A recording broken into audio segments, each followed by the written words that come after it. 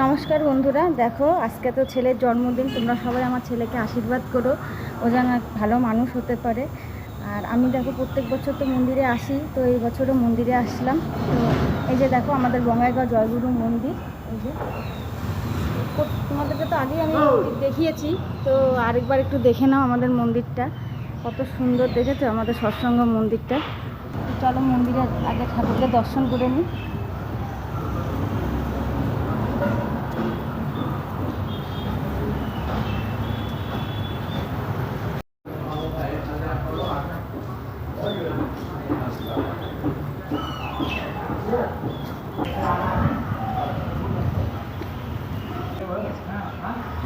তো বন্ধুরা দেখো মন্দির থেকে চলে আসলাম। তো আসার পরে এই যে দোকান থেকে এই যে এগুলো কিনলাম, কিনে এখন এই যে এখানকার একটা ছোট্ট গ্রাম আছে, এই গ্রামে বাচ্চাগুলোকে দেব।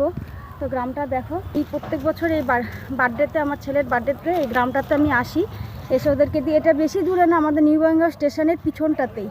এই যে স্টেশনটা দেখো, তার পিছনটাতেই এটা গ্রামটা।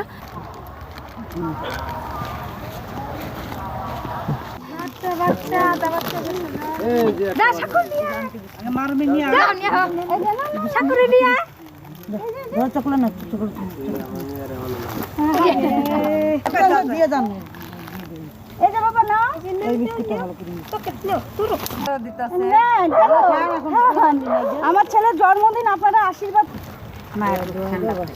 এটাই ছেলে, এটাই ছেলে।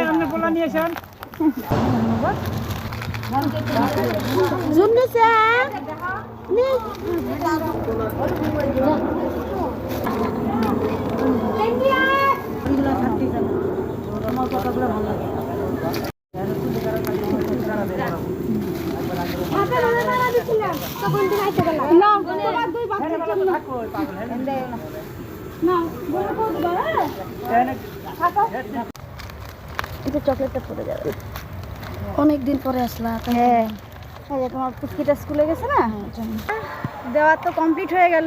বাচ্চাগুলোকে পাই না জানো তো বন্ধুরা, কারণ স্কুল থাকে তো, ওরা স্কুলে চলে যায়, ওই কারণে আর ওদেরকে পাওয়া হয় না। ওদের মাদের কাছেই দিয়ে আসলাম, তো ভীষণ ভালো লাগে। চলো আমার ছেলের কাছ থেকে শুনি, ওর এইভাবে বার্থডে সেলিব্রেট করে ওর কেমন লাগে। ভীষণ ভালো লাগলো। তা চলো আমার ছেলের কেমন লেগেছে, আমার ছেলে কতটা খুশি, ছেলের কাছ থেকে জেনে নি। বাবা কতটা খুশি তুমি বলো? অনেক খুশি, খুব ভালো লাগলো এইভাবে দিয়ে।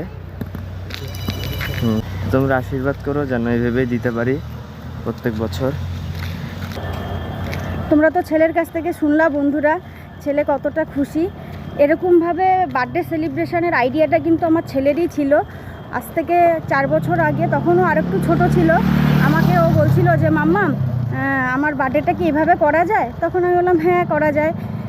তো তখন থেকে এইভাবেই আমি আমার ছেলের বার্থডেটা করি। তো তোমাদের কেমন লাগলো আমাকে কমেন্ট করে জানিও।